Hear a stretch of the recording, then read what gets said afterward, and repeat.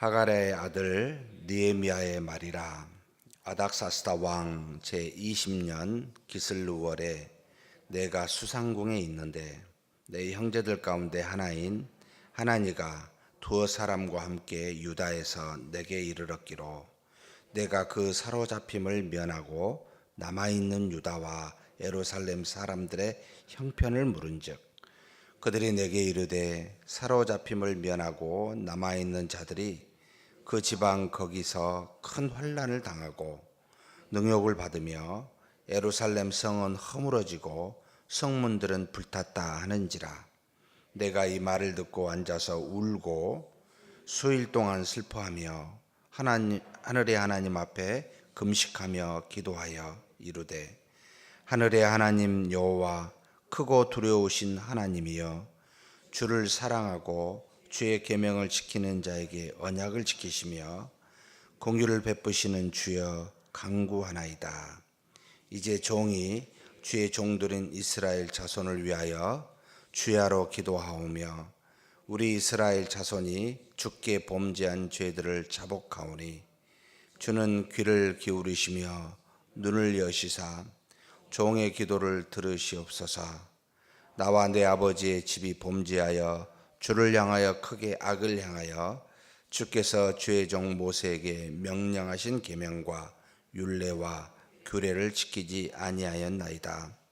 옛적에 주께서 주의 종 모세에게 명령하여 이르시되 만일 너희가 범죄하면 내가 너희를 여러 나라 가운데 흩을 것이요 만일 내게로 돌아와 내 계명을 지켜 행하면 너희 쫓긴 자가 하늘 끝에 있을지라도 내가 거기서부터 그들을 모아 내 이름을 두려고 택한 곳에 돌아오게 하리라 하신 말씀을 이제 청하건대 기억하옵소서.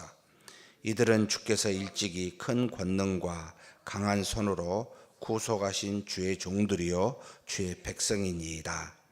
주여 구하오니 귀를 기울이사 종의 기도와 주의 이름을 경외하기를 기뻐하는 종들의 기도를 들으시고 오늘 종이 형통하여 이 사람들 앞에서 은혜를 입게 하옵소서 하였나니 그때에 내가 왕의 술 관원이 되었느니라.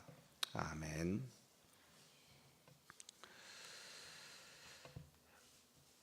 하나님께 범죄하여 하나님의 징계로 예루살렘 성이 멸망당한 지 BC 586년입니다.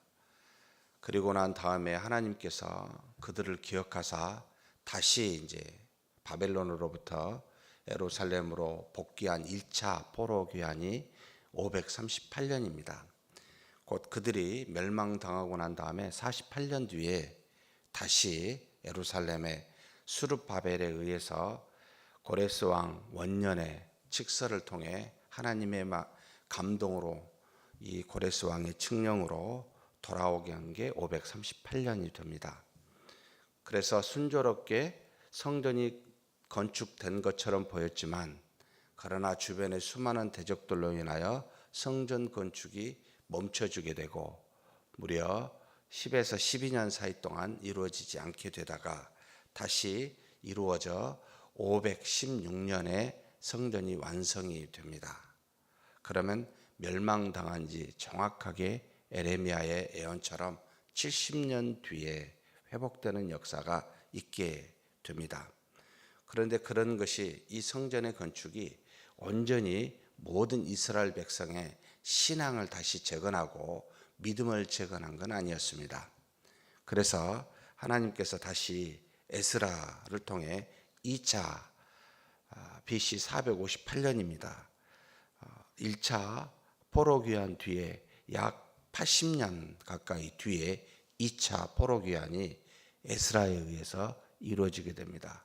성전이 된 그 예루살렘에 돌아와서 이제는 신앙의 회복 운동을 하게 되는데 우리가 어제 읽었죠. 이방 땅에 수많은 아들과 딸들을 결혼했던 것들을 전부 찾아내서 무려 113명이었습니까? 이름까지 기록하여 다시 다 이방 민족의 여인들 그리고 그들에게 난 모든 소생들을 함께 돌려보내 이제는 이스라엘 이 백성, 예루살렘에 온 이 백성들의 신앙을 다시 악은 모양이라도 버리게 하여 굳건히 세우는 일을 하게 합니다. 그리고 난 뒤에 약 13년 정도 뒤입니다. 지금 우리가 읽은 이 느헤미야를 통해서 마지막 3차 포로 귀환이 이루어지게 됩니다. 1차, 2차, 3차를 통해서 하나님이 지금 포로 귀환을 하게 되는데, 느헤미야 이 지도자를 통해 하나님이 이스라엘에 이루고자 했었던 것은 크게 두 가지로 이 느헤미야에 나와 있습니다. 첫째는 우리가 읽은 본문 1장처럼 우리의 민족 곧 유다 민족이 본국에서 큰 환난과 어려움을 당하였고, 그 다음에 성벽이 허물어졌고 성문이 불탔음을 소식을 듣고 이것 때문에 슬퍼하며 금식하여 기도하는 느헤미야가 나오게 되는데, 바로 이것을 들으시고 하나님이 느헤미야와 그 함께한 사람들을 통해서 무너진 성벽을 건축하는 것이 첫 번째 임무였고, 그 다음에 두 번째는 다시 신앙 개혁운동, 신앙 회복운동을 이루게 합니다.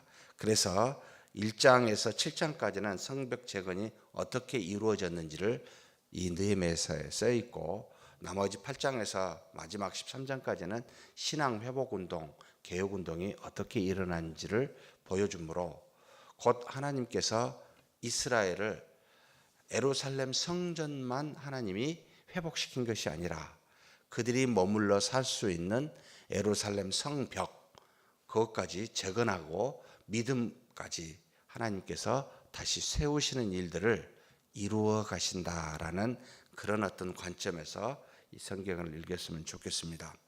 느헤미야의 이 저자가 누구입니까? 라고 할 때는 많은 논란이 있습니다. 에스라, 느헤미야는 원래 히브리어 성경으로는 한 권이었습니다.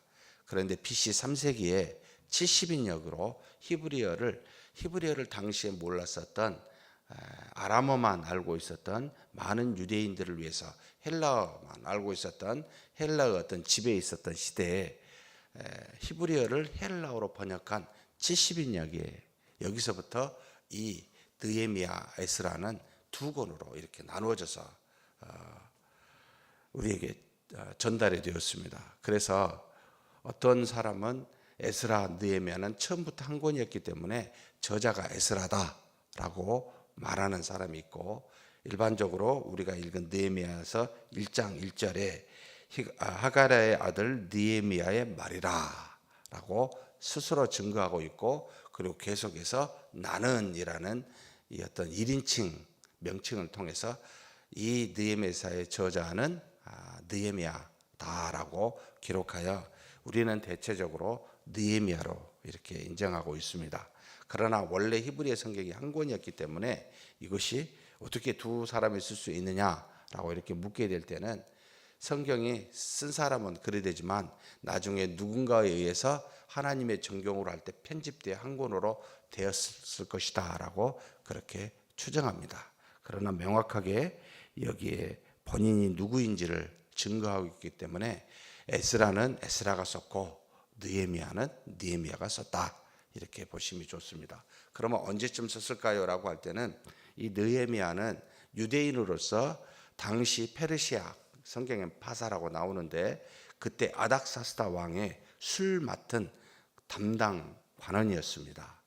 이가 근심하여 있어 아닥사스다 왕으로부터 2장에 나옵니다만 그 근심이 무엇인지를 알아 본국에 돌아오게 하고, 이게 445년인데 나중에 다시 424년 돌아가게 됩니다, 본국으로. 그래서 본국이라고 할 수 없죠. 그 바벨론으로 돌아가게 되는데 다시 오라는 이 아닥사스다 왕의 명령에 의해서, 그래서 돌아가서 쓰지 않았을까. 그래서 BC 424년 이후에 쓰여졌을 것으로 추정합니다. 그렇다면 오늘 읽은 느헤미야 1장의 내용은 다른 게 아닙니다. 본국으로부터 본인의 친구 하나니와 몇 사람에 의해서 소식을 듣고 그 마음 아파하는 지금 느헤미야, 어떻게 해서 다시 3차 포로 귀환이 이루어진지에 대해서 쓰고 있습니다. 내 형제들 가운데 2절입니다. 하나인 하나니가 두어 사람과 함께 유다에서 내게 이르렀기로 내가 그 사로잡힘을 미언하고 남아있는 유다와 예루살렘 사람들의 형편을 물은즉, 그 형편에 대해서 묻게 되니까 그들이 이 느헤미야에게 이야기합니다. 사로잡힘을 면하고 남아있는 자들이 그 지방 거기에서 큰 환난을 당하고 능욕을 받으며 예루살렘 성은 허물어지고 성문들은 불탔다 하는지라, 자신의 고국에 자신의 민족에 고통받고 있고 주변의 대적들로 인해서 성벽이 허물어지고 성문이 불탔다는 소식에 굉장히 이 느헤미야는 마음 아파합니다. 그래서 4절에 내가 이 말을 듣고 앉아서 울고 수일 동안 슬퍼하며 하늘의 하나님 앞에 금식하며 기도하여, 참 이런 모습, 무슨 어려움과 고통과 환난의 소식을 들을 때 하나님 앞에 나와 그 어려움 때문에 울며 금식하며 기도하는 사람, 굉장히 느헤미야는 하나님 앞에서 항상 기도하고 있는 자이구나 라는 것을 느끼게 됩니다. 나중에 여러분 여기 쭉 기도한 내용이 8절에서부터 마지막 절까지 나오는데요, 그 내용을 하나하나 보게 되면은 그냥 일반적으로 어느 날 갑자기 기도하는 사람의 기도의 내용이 아닙니다. 아주 면밀하게, 그리고 하나님의 뜻에 합당하게 기도합니다.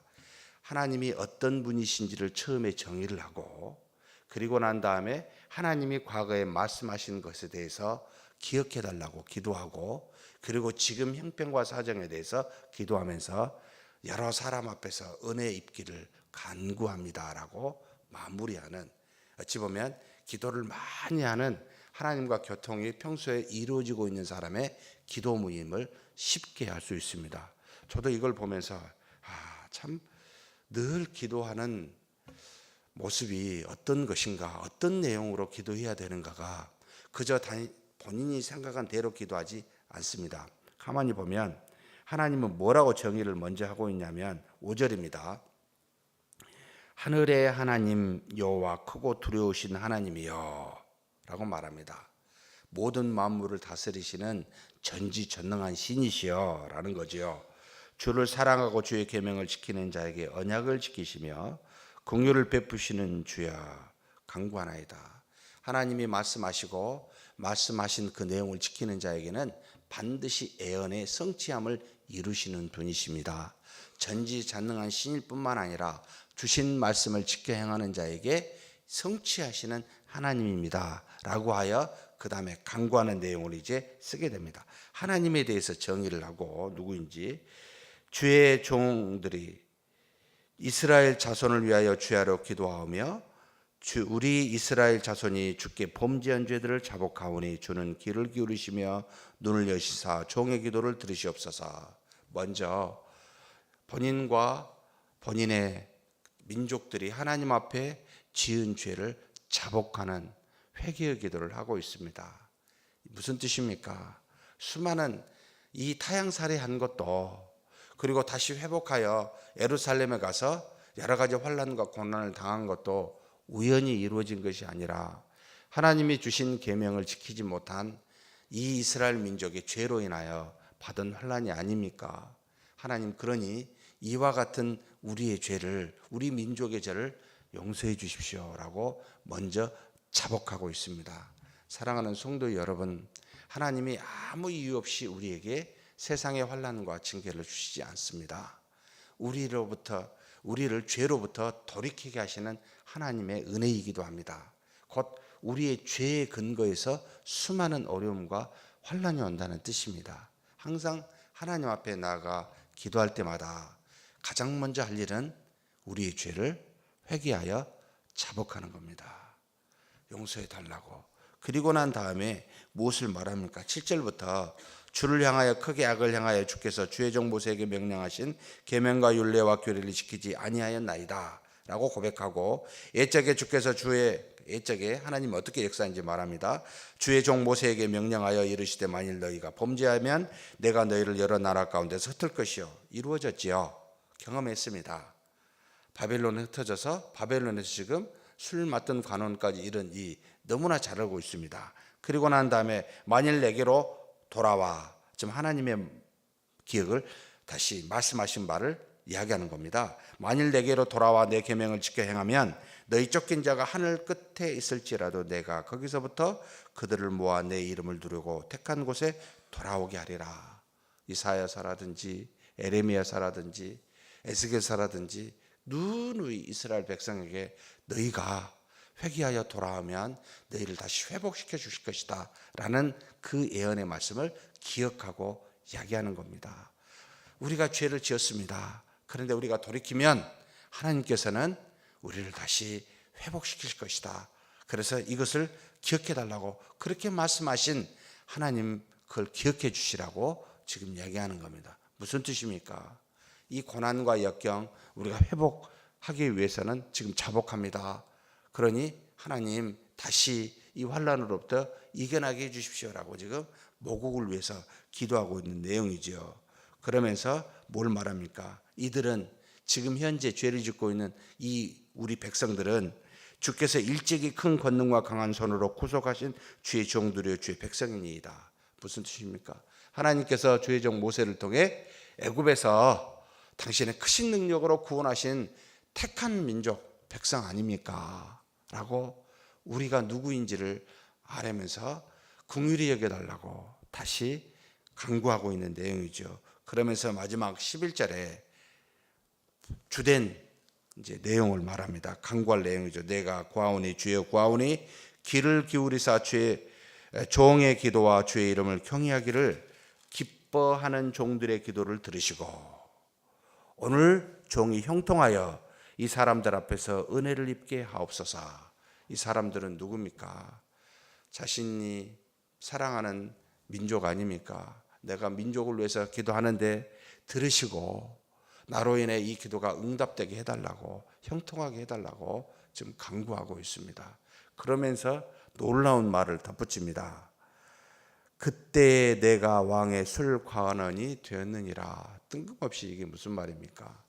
하나님께서 술 관원이 되게 하신 것도 이것을 위함이 아닙니까? 라고 말하여 자신의 기도가 응답되도록 술 관원이 된 이유가 다 있지 않습니까? 라고 해서 나중에 보면은 술 관원이 된 이 바로 느헤미야가 아닥사스다 왕에서 근심하는 얼굴을 보고 이 아닥사스다 왕이 보고 왜 그러냐 했었을 때 이 이야기를 함으로 인해서 3차 포로기한이 이루어지게 됩니다. 참 하나님께서 믿음의 사람을 통하여 사용하사 그 기도를 응답하고 그 느헤미야를 통하여 민족을 다시 회복시키는 일을 하시는구나. 사랑하는 성도 여러분, 하나님은 늘 볼 때마다 대중을 사용하여 대중을 회복시키지 않습니다. 대중을 회복시키는 사람은 믿음의 사람 한 사람이면 족합니다. 한 사람의 기도를 통해, 믿음의 기도를 통해 얼마든지 이스라엘 백성을 다시 살리시기도 합니다. 저와 여러분이 이 믿음의 사람 한 사람이 되었으면 좋겠습니다. 가정을 세우고 내가 속해 있는 어떤 일터를 세우고 내가 속해 있는 교회를 세울 수 있는 그 믿음의 한 사람, 느헤미야와 같은 사람이 되었으면 좋겠습니다. 죄를 무엇이든지 어떤 죄든지 자복하여 잘못했다고 이야기하고 하나님의 긍휼로 다시 세워달라고 금식하며 기도하는 믿음의 사람이 되기를 주의 이름으로 축복합니다. 하나님 아버지 감사합니다. 이 땅에 하나님의 백성으로 택한 것 감사하지만 그 택함을 주님의 계명을 따라 순종하지 못하고 어김으로 범죄하여 수많은 환난과 어려움을 당함을 하나님 앞에 고백합니다.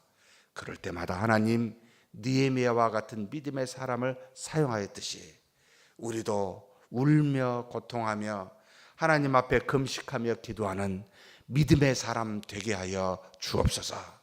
그래서 우리 자신과 가족과 일터와 우리 교회를 다시 하나님의 나라로 세워가는 놀라운 일들이 있게 하여 주시옵소서. 우리 주님 예수님의 이름으로 기도하옵나이다. 아멘.